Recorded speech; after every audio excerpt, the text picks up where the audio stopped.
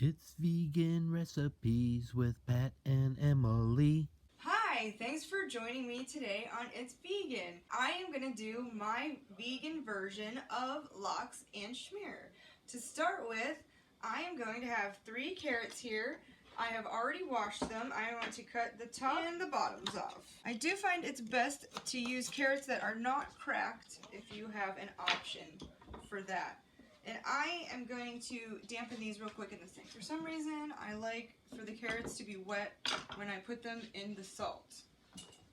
This is salt that I have previously used to make this recipe, and since I love it and I do it like once a month, I just kept saving my salt. So for this, you want to completely cover the bottom of your baking tray.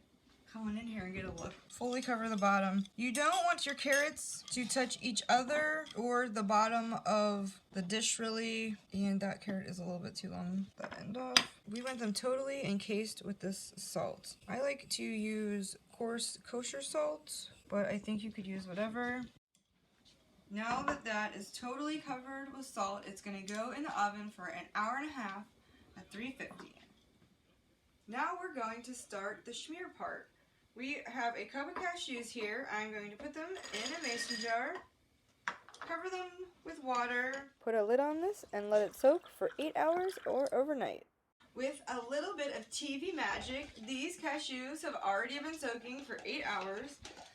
After I do this, I like to rinse them with hot water. So I have some water boiling. Ooh, and just like to then pour hot water over them, clean them off, make sure we don't have anything in there we don't want. Now these cashews are going to go into the food processor, and along with that I am going to add the content of 4 of these probiotic pills. I've tried to do this with yogurt. That's supposed to work. I've not had it work, so I just stick with these probiotic capsules. I am going to blend this up. I will have to stop many times to scrape down the sides. These cashews are still a little hot, so I am going to wait a minute to blend these up as to not kill my probiotics. And then I'll be right back. This is still too crumbly. I'm going to blend it some more. This is getting close to where we want it to be. I also added a pinch of salt. I have blended this up, and this is what we end up with. Now I'm going to take this and transfer it into a mason jar. I am going to put my food processor back on the stand and give it one last spin to get everything loose from the blade, and then we'll get the rest of this in the jar. Now we've got all of that in there. To wipe off the lid, cover it with the cheesecloth, and set it on your fridge for 3 days. You have to know you're going to make this in advance. It's not quick. Okay, now that we have our schmear set aside, it's time to make our marinade. To start, I need to get 4 tablespoons of water in here.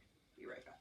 Then we are going to add soy sauce. I'm going to do a tablespoon of kelp and a tablespoon of dulce because I just happen to have each. Rice vinegar, liquid smoke, smoked paprika, and some dill. I'm going to give this a stir and set it aside. And with our second bit of TV magic, our carrots are ready. Our carrots are out of the oven and have cooled a little bit. I have this little box with some paper in it, so hopefully I don't make too big of a mess. We are going to just crack our carrots out of their little salt home. One here. Not totally free yet. Right, there you go. We need to peel this carrot. It's kind of weird and it takes a little while. For some reason, if you do this before you cook your carrots, they don't end up the same. If you do the peeling before you cook them, for some reason they don't end up the same. So then, I just take a knife and go around. I've done this recipe without cooking the carrots and salt also, and they are not the same. You don't have the right texture or flavor. This takes a while, but no longer than actually making lox. I mean, that's the days of process of food too. If you do this with bigger carrots, you are going to need to cook them a little bit longer, or they will not get baked the whole way through. And you would probably only want to use 2 carrots, or you would have to do like a double batch of marinade or something. guess I just really like lox, so I decided to try to fake this. I've seen other people do it. I have tweaked a bit and changed the marinade to how I like it the most.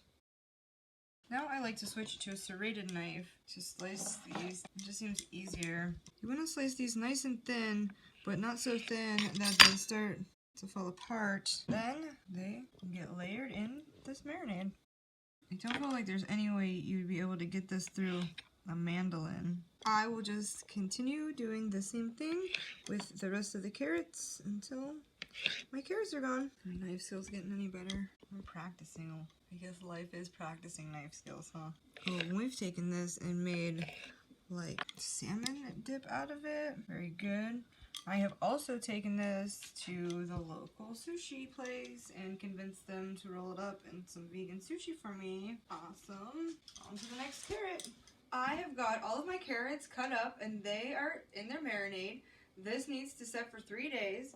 We also have our schmear ready. This will need to set for 3 days too, and then you will be ready to have yourself a vegan lox and schmear. For our last bit of TV magic, 3 days later, it's time to eat our bagels.